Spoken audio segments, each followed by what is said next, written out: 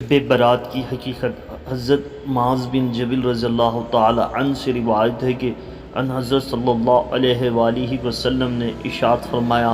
اللہ تعالیٰ 15ویں شعبان کی رات میں یعنی 14ویں اور 15ویں شعبان کی درمیانی رات میں اپنی تمام مخلوقات کی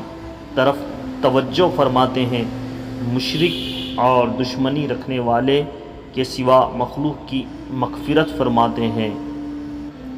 حضرت عبداللہ بن عمر رضی اللہ تعالی عنہ سے مروی ہے کہ رسول اللہ صلی اللہ علیہ وآلہ وسلم نے فرمایا، اللہ تعالیٰ 15ویں شعبان کی رات میں اپنی مخلوق کی طرف توجہ فرماتے ہیں اور اپنے بندوں کی مغفرت فرماتے ہیں، سوائے دو کے، ایک دشمنی رکھنے والا، دوسرا کسی کو قتل کرنے والا۔ اور اس کو امام احمد نے نرم سند کے ساتھ روایت کیا ہے۔